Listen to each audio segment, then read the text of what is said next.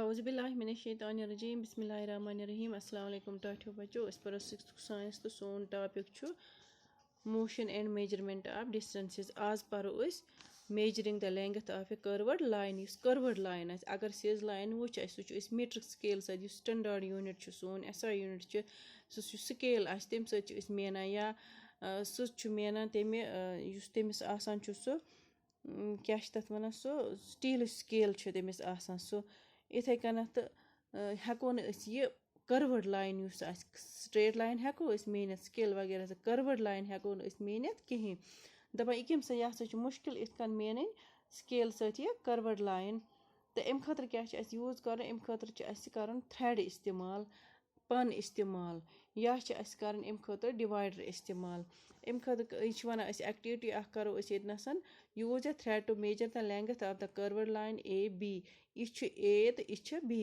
निमो यह curved line यह ए तो बी कर्व्ड लाइन गई अत मज कि curves हिश put A not on the thread near one of its and place this knot on the point A.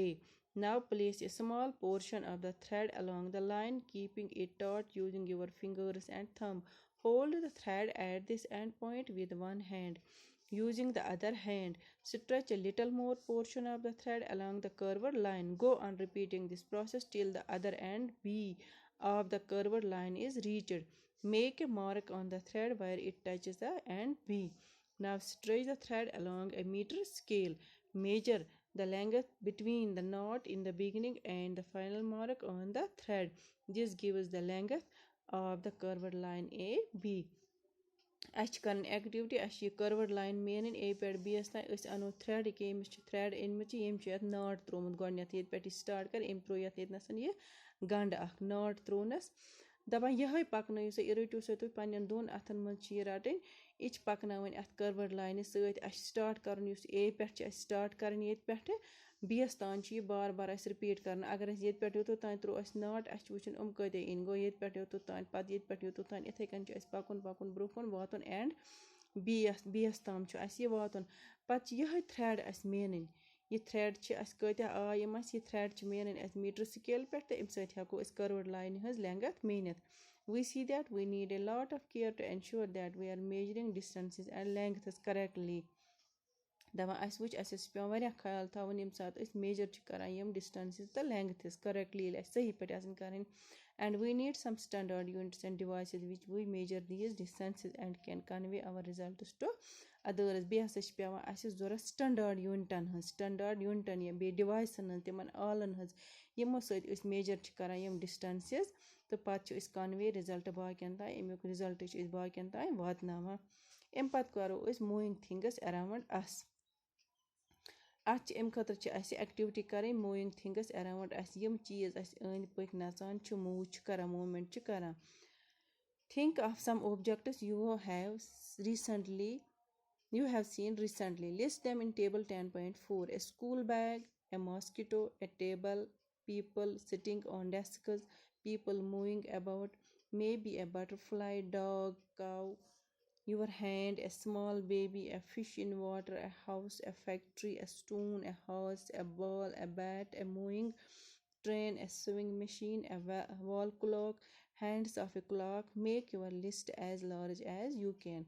दपान तुम वुचो से पानस अंद पे यम तुम वुचमुत रिसेंटली मतलब ताज ताज यम चीज वुचमुत अमन बनायो तुम लिस्ट टेबल 10.4 मज स्कूल बैग हे मॉस्किटो वुचुन तुम मुह वुचुन टेबल वुचुन लूक वुचुक बिहत या डेस्कस पे या लूक वुचुक और योर पकान वुचुक बटरफ्लाई वुचुन डॉग वुचुन काउ पन अथ स्मॉल बेबी फिश वाटरस मज या फैक्ट्री या मकान वुचु स्टून वुचु हॉर्स वुचुन बॉल वुचुन बैट वुचुन या पकवन ट्रेन वुचुन मशीन वुचुन सिलाई मशीन वुचुन वाल क्लॉक वगैरह हैंड क्लॉक यूता तुम लिस्ट हेको बन सह बनायो यथ मज टेबलस अत बनायो list which of these are moving ये तुम लिस्ट बनायो अमो मज वुचु कुस मूव करान कुस पकान विच आर एट रेस्ट रेस्टस मज कुस How did you decide when an object is in motion or at rest?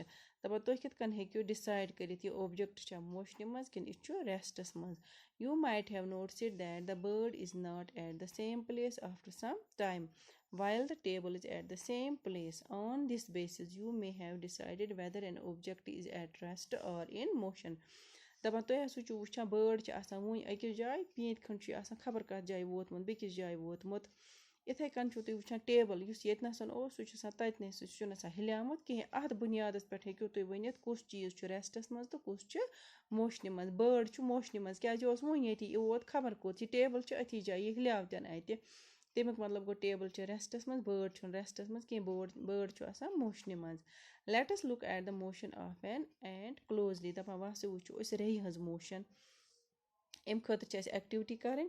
Spread a large sheet of white paper on the ground and keep a little sugar on it. Ants are likely to be attracted to the sugar, and you will find many ants scrabbling on the sheet of paper soon.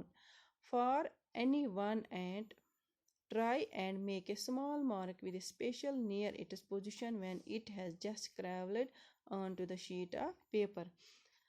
دَپان تُہۍ کٔرِو سا کٲم اَکھ white sheet اَکھ أنِو اَتھ پٮ۪ٹھ ترٲیِو تُہۍ تھوڑا شُگَر. دَپان یِم ریٚیہِ چھِ آسان یِم چھِ بَڑٕ آسان یِم چھِ اَٹرٛیکشَن آسان کھَنٛڈَس سۭتۍ مٔدرِس چیٖزَس سۭتۍ. تُہۍ ہسا وٕچھو کہِ یِم چھِ یِم ریٚیہِ آیہِ کھۄکجہِ یِم لَجہِ اَتھ شیٖٹَس پٮ۪ٹھ کھَسنہِ. یِمو منٛز وٕچھو سا اَکھ ریٚیا وٕچھون تُہۍ کٔرِو یہِ أمۍ سُنٛد یہِ پَکُن کٔرِو تُہۍ مارٕک تہٕ أمِس سۭتۍ ترٲیِو پٮ۪نسَل سۭتۍ تُہۍ ڈاٹٕس. ییٚتہِ نَسَن آیہِ یہِ ریٚیہِ ییٚتہِ نَسَن ترٛاوو أسۍ ڈاٹٕس. پیوٗنٛت کھٔنٛڈ گوٚو یہِ وٲژ ییٚتہِ نَسَن اَتہِ پٮ۪ٹھ پٔچ یہِ وٲژ ییٚتہِ نَسَن. دَپان تُہۍ وٕچھِو سا 10.11 فِگرَس منٛز. Keep marking its position after a few seconds as it moves along on the sheet of paper. دَپان أمۍ سٕنٛز یہِ پوزِشَن کٔرِو تُہۍ یہِ کٔرِو تُہۍ نوٹ أمۍ سٕنٛز یہِ پوزِشَن یہِ کٔرِو مارٕک کٔرِو یہِ وٲژ ییٚتہِ نَسَن اَمہِ پَتہٕ وٲژ یہِ ییٚتہِ نَسَن اَمہِ پَتہٕ وٲژ یہِ ییٚتہِ نَسَن. پَتہٕ کٔرِو یہِ connect the different points you have marked with arrows to show the direction in which the ant was moving. أمۍ سٕنٛز یہِ ٲس گۄڈٕ ییٚتہِ نَسَن پَتہٕ وٲژ ییٚتٮ۪ن اَسہِ چھِ یِم کَرٕنۍ أمۍ سٕنٛز یُس یہِ ڈایریکشَن پَکنٕچ چھِ یہِ چھِ اَسہِ کَرٕنۍ کَنٮ۪کٹ. یہِ کَرو أسۍ connect. Each point you have marked shows where the ant moved to in intervals of a few seconds. دَپان پرٛٮ۪تھ کانٛہہ پویِنٛٹ یُس تۄہہِ مارٕک کوٚروٕ یہِ ہسا ہایو تۄہہِ ریٚیہِ کوٚت وٲژ کینٛہہ اِنٹَروَلہٕ پَتہٕ. Motion seems to be some kind of a change in the position of an object with time, isn't it? دَپان موشَن ہسا گٔیہِ یہِ ہسا چھِ آسان کینٛہہ چینٛج چھِ یِوان پُزِشَن منٛز چھِ چینٛج یِوان. یہِ ریٚیہِ ٲس وٕنۍ ییٚتی نَسَن